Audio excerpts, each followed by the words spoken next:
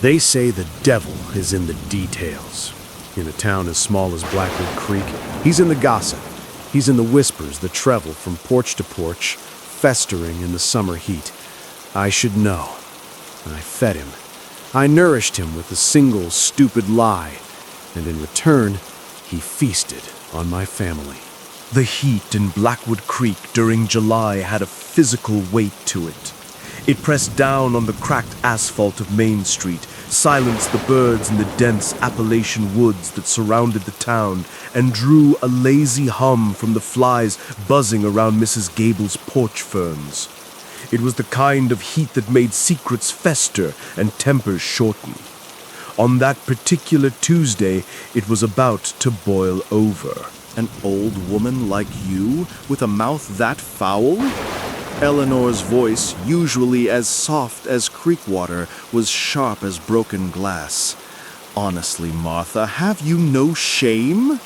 Martha's hands flew to her hips, her considerable frame seeming to swell with indignation. Shame? You're the one who should be ashamed, coming over here first thing in the morning, accusing me? What exactly did I say about you, Eleanor? Go on, tell me. You know damn well what you said. Eleanor's finger shot out, trembling slightly. You went and told half the town I stole Mr. Hemlock's prize-winning hen yesterday, his only good laying hen. The shouting had become a spectator sport. Windows creaked open. A few neighbors drifted onto their porches, feigning interest in their gardens. The town's unwritten rule was clear. You never got involved, but you always watched.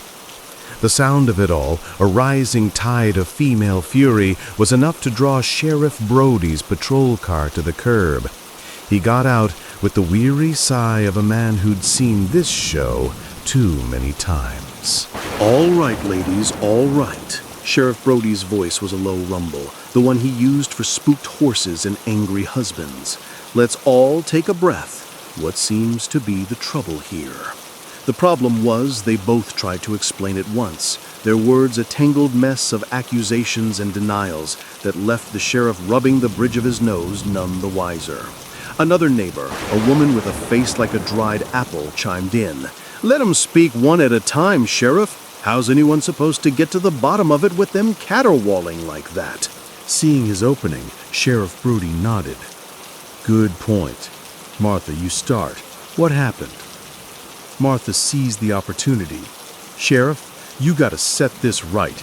This woman, she jabbed a thumb toward Eleanor, barges into my yard at the crack of dawn, screaming bloody murder in my face. Says I've been spreading lies that she stole Mr. Hemlock's chicken. Would you believe the nerve? The crowd murmured. It sounded plausible. Martha was a gossip, sure, but Eleanor was usually quiet as a mouse. The sheriff turned to the other woman, his expression unreadable under the brim of his hat. Eleanor, why would you think she was spreading rumors about you? Eleanor's voice was strained, but she held her ground. Sheriff, I was sweeping my porch this morning when Mr. Hemlock came by. I asked him what he was doing out so early, and he said he was coming to ask me for his chicken back. My chicken? She had asked him, utterly baffled. Mr. Hemlock, I haven't kept chickens in years. He'd looked uncomfortable, twisting the worn brim of his hat in his hands. No, ma'am, the one you took last night. I figured maybe you thought it was a stray. She had been stunned into silence. Her? A thief? The very idea was absurd. She'd marched him right around to her backyard to show him the sad, empty, cobweb-filled coop that hadn't seen a bird in a decade. See? Nothing. Now where on earth did you get an idea like that? And that's when he dropped the bomb. Well, he'd mumbled, avoiding her eyes. Martha told me. Said she saw you coming home late last night, and you were carrying a chicken under your arm. Back in the present, Eleanor's voice rose again, filled with renewed outrage. So you see, Sheriff, He came to my house accusing me because she planted the idea in his head. I haven't left my house after sundown all week." The sheriff turned his gaze back to Martha. "Is that true, Martha? Did you tell Mr. Hemlock you saw her with his chicken?" The air grew thick again. Everyone knew Martha's reputation. She was the town's unofficial news service, but her reports often came with creative embellishments. "Of course not," Martha scoffed, though a flicker of uncertainty crossed her face. She held up an empty canvas grocery bag. "Look, I haven't even been to the store to get food for the kids yet. Now I've got this lunatic slandering my name before I've even had my morning coffee."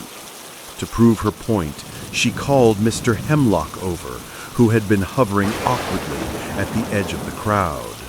When the old farmer arrived, Eleanor practically lunged at him. "Mr. Hemlock, tell the sheriff. Tell him what that woman said. Didn't she tell you I stole your chicken?" Sheriff Brody held up a hand. "Easy, Eleanor. Mr. Hemlock, just tell me what happened. Plain and simple." The old man looked like he'd rather be wrestling a bobcat. "Sheriff," he began slowly, "I didn't suspect anyone, really. Figured a fox got it. But the missus, she was real broken up about that hen. Said it was the best layer she ever had. So she went to the market, talking to folks, and she said Martha here told her she saw Eleanor walking home late last night with a chicken under her arm, coming from the direction of our farm." Martha gasped a theatrical wounded sound. "What? I said no such thing. I'm telling you, this has nothing to do with me. Your wife must have misheard someone else and gotten it into her head it was me. I haven't even seen your wife this morning." A quiet, knowing ripple went through the crowd. Everyone in Blackwood Creek knew Martha's talent for twisting words, for adding a little spice to a dull story. They'd even given her a nickname behind her back, Two-Tongued Martha.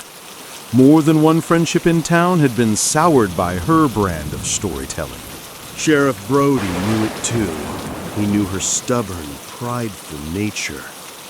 He tried to de-escalate, to smooth the ruffled feathers for the sake of peace. "All right, sounds like a whole lot of misunderstanding. Let's just drop it, for goodness sake. We're all neighbors here. No need to cause a scene this early in the day." But Martha, feeling the silent judgment of the crowd, felt cornered. For her, being wrong was worse than being accused. His attempt at diplomacy sounded like an indictment.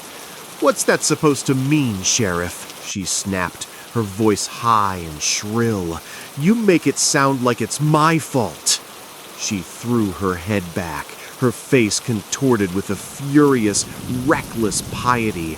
Her voice boomed across the silent yards.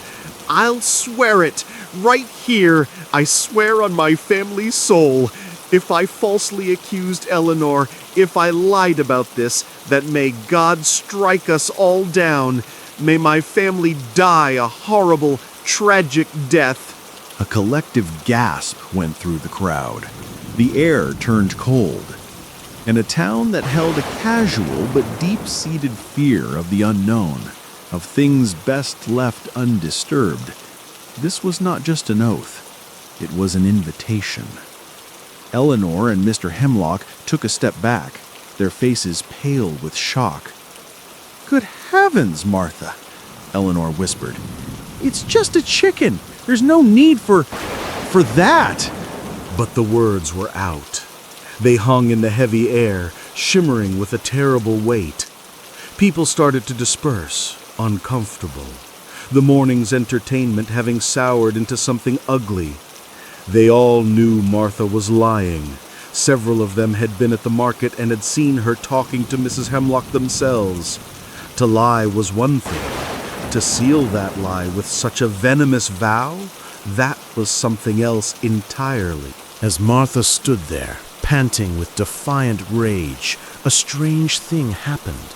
A brilliant flash of light like heat lightning streaked across the perfectly clear blue sky. It was gone in an instant, so fast that most, still focused on the drama below, didn't notice it. But one person did. Old Silas, who lived on the edge of town and kept to himself, had been watching from a distance. He saw the flash. He looked at Martha, then back to the empty sky, and a slow, sad shake of his head was his only comment.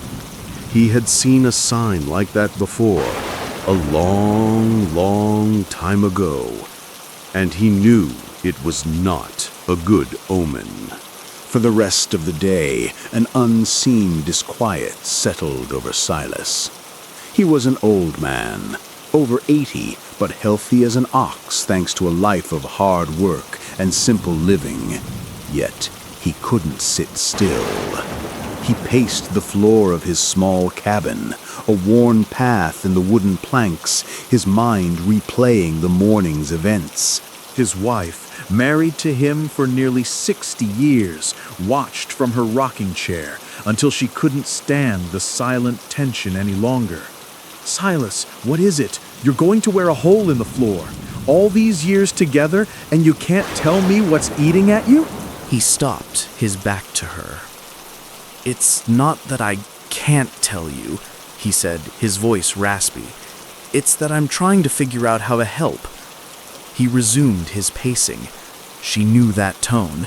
It was reserved for serious trouble. A bad winter, a sickness in the livestock, something that threatened their fragile peace. She softened her voice. "Well, what is it? 2 heads are better than 1, aren't they?" He remained silent, lost in his troubled thoughts. Finally, seeming to concede her point, he sat down heavily in the chair opposite her. "It's about Martha," he said quietly. "You remember that argument this morning with her and Eleanor?" "Argument?" she snorted. "I remember it. That woman is something else. To lie so brazenly and then to swear an oath like that? She's got a rot in her soul, that one." "You know more than you're letting on," Silas said, looking at her intently. "What did you see?" His wife sighed. "I saw it with my own 2 eyes. I was at the market, saw Martha pull Mrs. Hemlock aside, whispering in her ear like a snake. And now she claims she never saw her? If that oath you mentioned is real, then she's in for a world of trouble." Silas's face grew grim. "It's real," he murmured, more to himself than to her, "and it won't take long to ripen." His wife, ever the pragmatist, waved a dismissive hand. "Oh, let her be. If she gets what she deserves, the town will be a quieter place for it."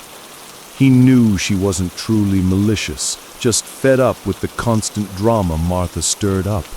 He tried to calm his own racing heart. "She's sworn oaths before, and nothing's come of it," he reasoned aloud. "You worry about your chores. I'm going to go talk to the sheriff just for a bit." Nearly a month passed. The oppressive summer heat broke, only to be replaced by the kind of persistent, soul-dampening autumn rain that turned the world gray. The creek swelled, the dirt roads turned to muck, and the woods dripped with a chilling dampness. Life went on. The incident between Martha and Eleanor became just another piece of town lore, filed away and occasionally brought out for a good chuckle. The vow, however, lingered in the back of people's minds, an unspoken, uncomfortable memory. Inside the Rusty Spoon, the town's only diner, 3 women were huddled around a table, their conversation a low murmur against the drumming of the rain on the roof. The topic, as it often did on such gloomy days, had turned to the supernatural. "I'm telling you," one woman said, leaning forward, "my cousin in Raleigh County says there's a spirit haunting the old covered bridge out there. People hear horses at night, but there's nothing there." "Oh, that's just an old wives' tale," another countered, but her voice lacked conviction. The diner door swung open with a jangle of a small bell, letting in a gust of cold, wet air. It was Martha. She shook the water from her coat, stomped her feet on the mat, and made her way to the counter, her voice cutting through the quiet chatter. "Ghosts!" she said loudly, not to anyone in particular, but for everyone to hear. "You people actually believe in that nonsense? Grow up! There's no such thing." She plopped onto a stool with a loud sigh. The woman at the table, irritated, called over, "You shouldn't talk like that, Martha. Some things are real whether you believe in them or not. You ought to show some respect. Have some faith." Martha spun on her stool, a smirk playing on her lips. Faith? I'll tell you what I have faith in, what I can see and touch. I've walked home in the dead of night more times than I can count. Never seen a single spook. She was playing to the room, enjoying the attention. You say there are ghosts? You name a place, and I'll bet you I can spend a night there, easy. The three women exchanged a look. This was their chance. One of them leaned forward, her eyes glinting. You want a bet? Fine, we'll make you a bet. The other two, not to be outdone, chimed in. That's right. You want to prove it? Martha's smirk widened. I'm listening. "The old Blackwood Manor, at the end of the lane," the first woman said, her voice dropping to a conspiratorial whisper. "You spend one night there, from dusk till dawn. If you do it, we'll cover your grocery bill for a whole month. The three of us will split it. But if you run screaming before the sun comes up, then you cover ours for a month." It was a bold wager, 3-1. The other patrons in the diner were listening intently now. Martha, who had never believed in ghosts and whose pride was as vast as the surrounding mountains, saw nothing but a month of free food. She had sworn terrible oaths, and nothing had happened. What was a drafty old house?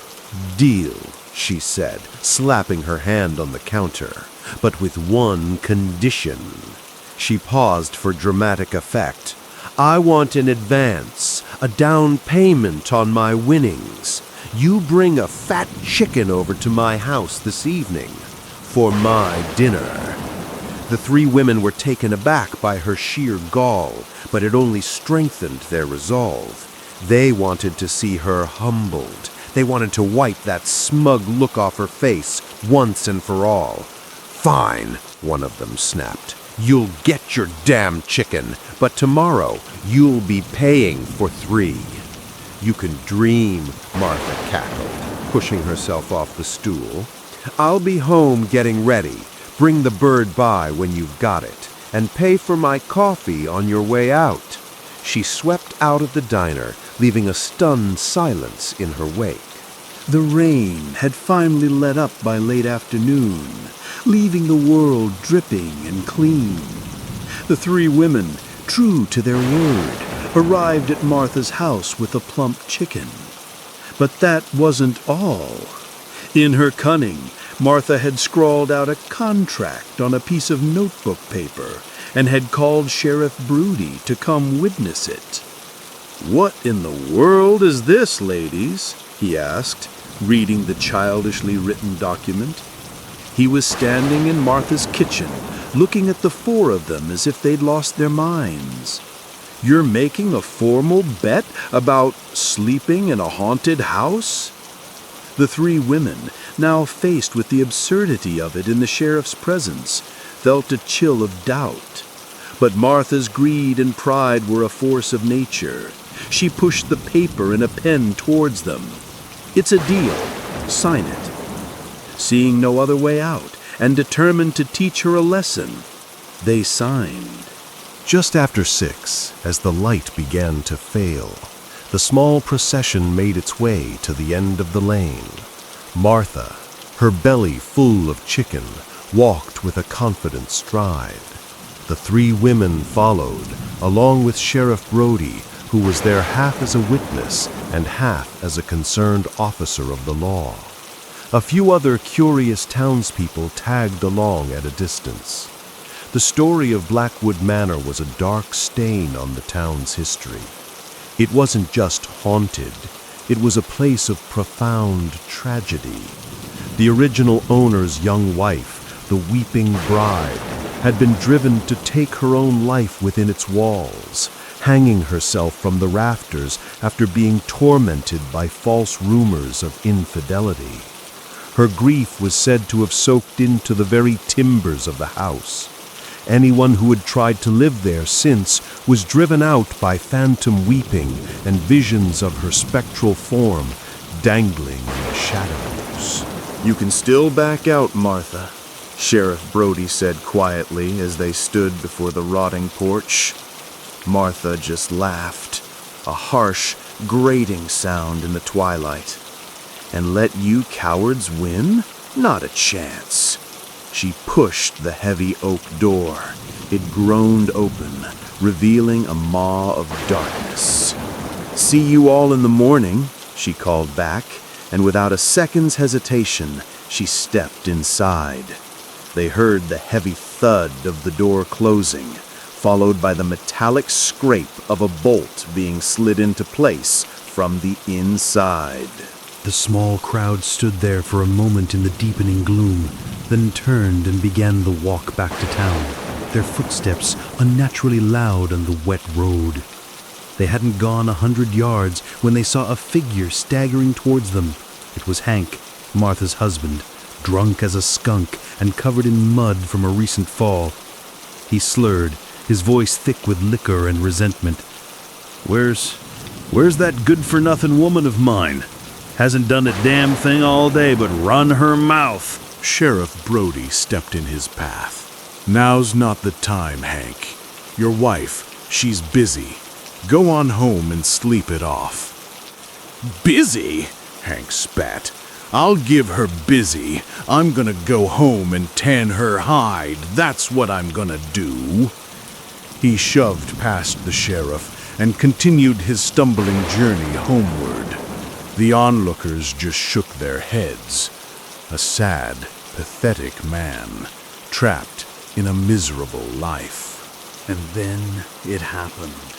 With no warning, no rumble of thunder, the sky exploded. A single deafening crack tore the air apart, a sound so violent it felt like the world was being ripped in two.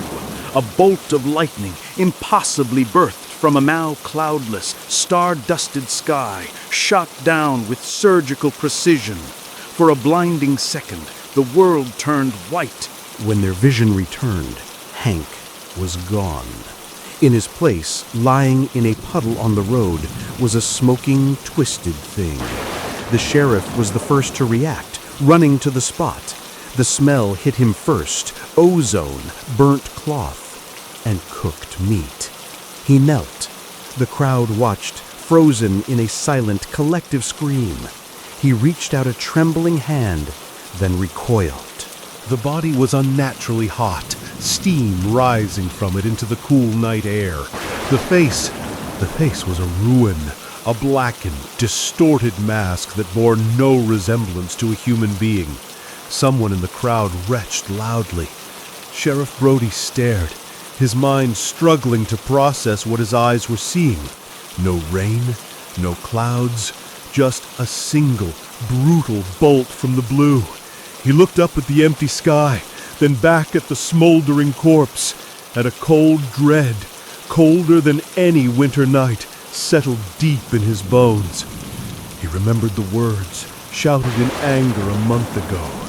"May my family die a horrible, tragic death." This wasn't an accident. This wasn't a freak of nature. This was a payment. The first installment on a debt sworn in hell. Inside Blackwood Manor, Martha was blissfully unaware of the execution that had just taken place on the road outside. A palpable chill hung in the air, the kind that had nothing to do with the damp weather. It was a deep, ancient cold that seemed to emanate from the walls themselves. But Martha, stubborn and proud, dismissed it as a draft. She gathered some splintered wood from a broken chair and with some effort managed to start a small, sputtering fire in the cavernous, soot-blackened fireplace. She sat on the floor, warming her hands, feeling smug. "Fools," she muttered to the dancing flames, her voice swallowed by the immense silence of the house. "A bunch of superstitious, chicken-hearted fools, scared of their own shadows." She took a bite of a stale sandwich she'd brought, her mind already savoring the taste of a month's worth of free groceries. Victory was sweet. A soft scraping sound from a back room broke the silence. A rat, probably. Her greed was stronger than any nascent fear. Perhaps she could trap it, have a little sport.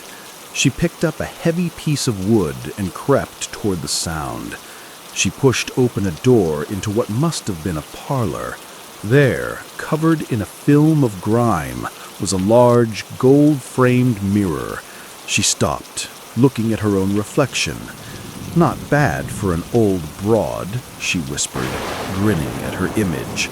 For a moment, she thought her reflection's grin was wider, crueler than her own, but she blinked, and it was gone. Just a trick of the flickering firelight. She turned to leave, but another sound made her freeze. Creak, groan, creak, groan. It was slow, rhythmic, and coming from the room directly above her. It sounded like a rocking chair, or a swing. This time, a genuine sliver of ice slid down her spine. The noise was too deliberate, too steady to be the wind. Annoyance, warring with a new, unwelcome fear, she stomped back into the main hall and looked up the grand staircase. The sound was coming from the landing.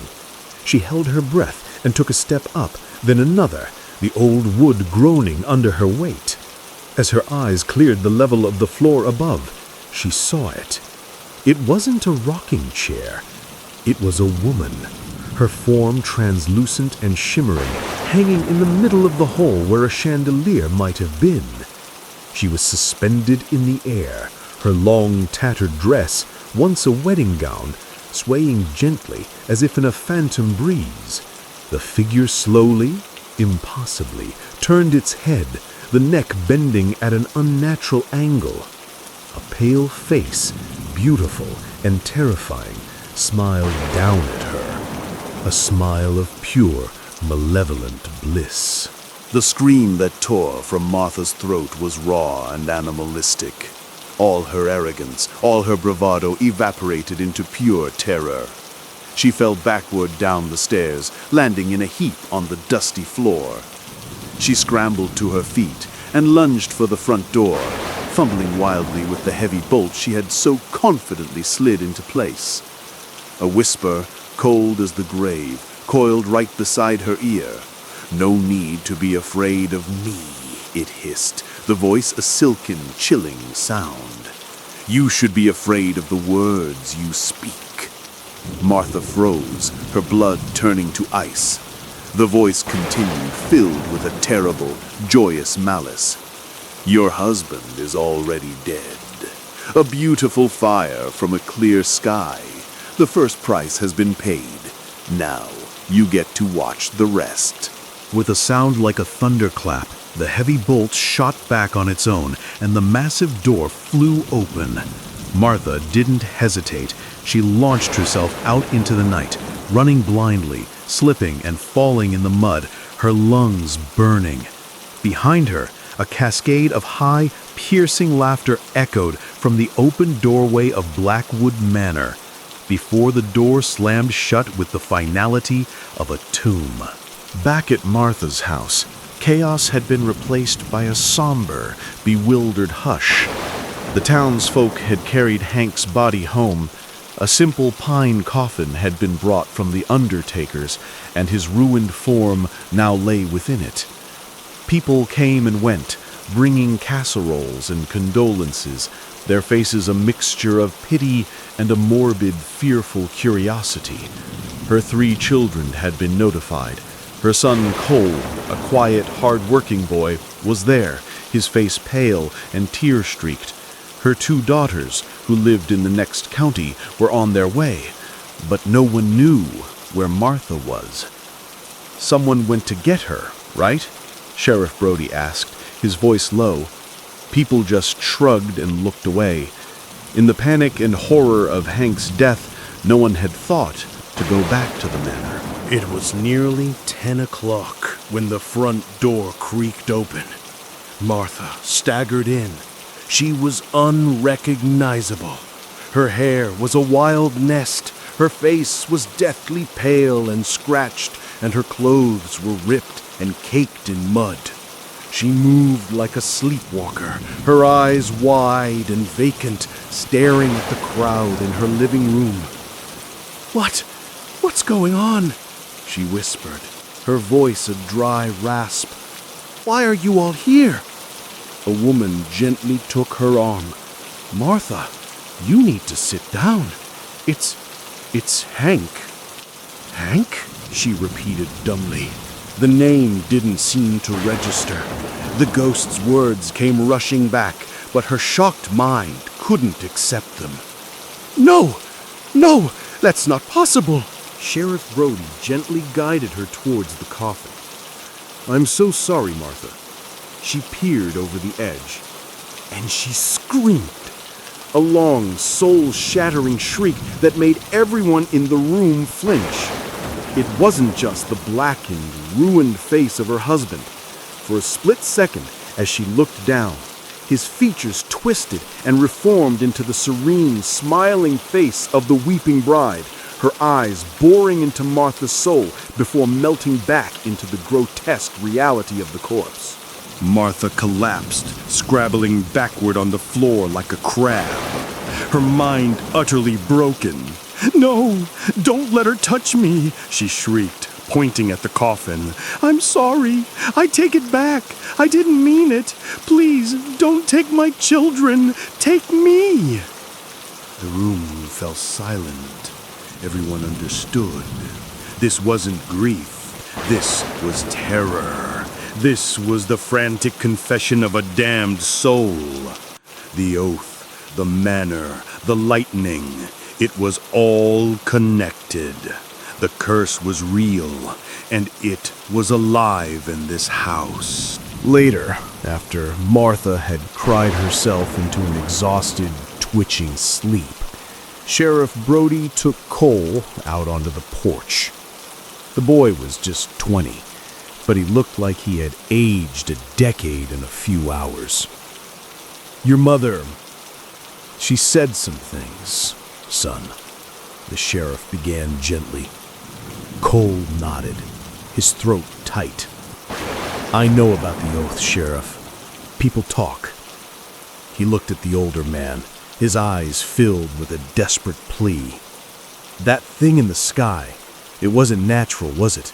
And what happened to her in that house?" Sheriff Brody looked out into the dark woods that pressed in on all sides. "No, son, it wasn't. I think your mother's words, they didn't just cause this. I think they woke something up. Something that was already there in that manor. The oath gave it permission." He put a heavy hand on the boy's shoulder. "The old stories, sometimes they're more than stories. Your mother swore a vow on her family. Your father is the first. I don't know how to stop this, Cole. A man of the law is no good here. You're going to have to find someone who is. Someone who knows how to fight the dark. Cole looked from his mother's darkened window to the road leading out of town, a terrible weight settling upon him. The debt had been sworn in his mother's name, but he knew, with a chilling certainty, that he would be the one forced to pay it. The next morning, a grim council was held on Sheriff Brody's porch. Cole, his eyes red but his jaw set, listened as old Silas spoke of a man he once knew, a recluse living deep in the mountains who understood the old ways. There was no other choice. With a small purse of money collected from the terrified townsfolk, Cole set out on the town's only remaining horse, a lone rider heading into the vast, indifferent wilderness to hunt for a miracle. Days turned into a week. A pall of fears settled over Blackwood Creek, thicker than the persistent fog. Nightfall came with an absolute curfew. People claimed to hear weeping on the wind, a woman's heartbroken sobs echoing from the direction of the manor. The town was dying. Hope, a currency more valuable than money, was nearly bankrupt. Deep in the mountains, Cole found the old recluse's cabin empty, reclaimed by moss and time. Defeated, he was turning back when he heard a cry for help. He found a man, not much older than himself, who had fallen into a ravine, his leg badly broken. The man's name was Daniel. He was a traveler, a student of folklore and forgotten remedies. As Cole tended to his wound, he found himself pouring out the whole sordid tale of Martha's curse. Daniel listened, his eyes dark and intense, and when Cole was finished, he spoke with a quiet authority that defied his age. "Your town isn't just haunted," he said. "It's wounded. Take me there. I think I can help." They returned to Blackwood Creek on the night of the full moon. Hope, fragile as it was, returned with them. Daniel, leaning on a crutch Cole had made him, directed the proceedings. He needed no payment, only salt, silence, and for everyone to stay back. In the muddy clearing before Blackwood Manor, under the cold white light of the moon, Daniel drew a large circle of salt. He stepped inside, asking Cole, Sheriff Brody, and Silas to stand witness from the edge of the woods. As Daniel began to chant in a low, resonant tongue, the air grew still and heavy. Then a wind, cold and smelling of turned earth and sorrow, exploded from the house. It tore at their clothes and howled in their ears. The flames of their lanterns were extinguished, leaving them in the stark moonlight. And then she appeared. Inside the circle with Daniel, the air shimmered and coalesced into the form of the weeping bride. She was more solid than ever before, a figure of breathtaking beauty and bone-deep terror. She looked at Daniel not with rage, but with a profound, ancient sadness. "You do not belong here, spirit." Daniel's voice was strong, unwavering. "This place is bound by a new curse, but your old grief gives it power. I release you." He thrust a hand forward, a charm of woven wood and silver glinting in his fist. An invisible force met his, and he was thrown back as if punched by a giant. He struggled to his feet, pain flaring in his leg, and saw the spirit drifting towards him, her expression unchanging. He prepared a final, more powerful warding, one that would tear her essence apart, scattering it to the winds. But then she spoke, her voice not a whisper, but a clear, heartbreakingly maternal tone that cut through the wind. "Daniel?" He froze, his chant dying on his lips. "That name, I chose that name for you," the spirit whispered, her form flickering. "My son, can it be you?" "My mother is dead," Daniel said, his own voice suddenly uncertain. "She died before I could even walk." "Your father, Elias Thorne. He fled with you after my death," the spirit said. Tears of pure moonlight tracing paths down her spectral cheeks. "He couldn't bear this house, this town. He swore he would never tell you, but I would know you anywhere. The mark on your left shoulder, a crescent moon." Daniel stood paralyzed, his mind reeling. The story his father had told him on his deathbed. A young wife, a tragic misunderstanding, a hometown abandoned in grief, and the birthmark, the one he'd had his entire life. He slowly lowered his hands. It wasn't his power that had held her at bay. It was her own recognition, her own love.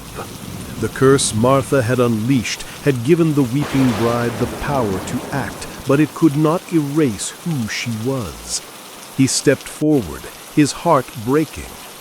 "Mother." He reached out and embraced the shimmering air where she stood. For a moment he felt a tangible presence, a soft, cool touch against his cheek.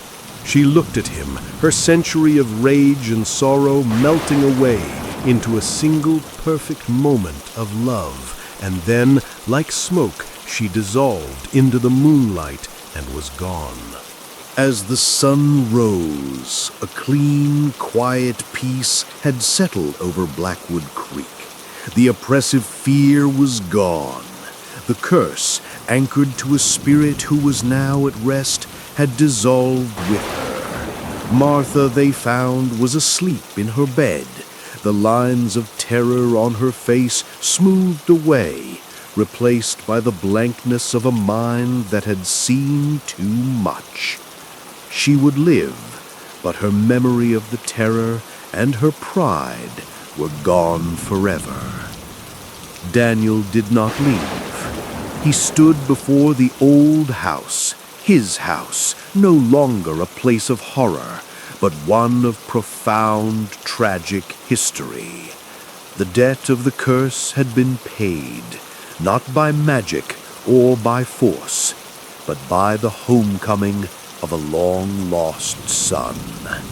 The town of Blackwood Creek could finally heal, its deepest ghost laid to rest at last.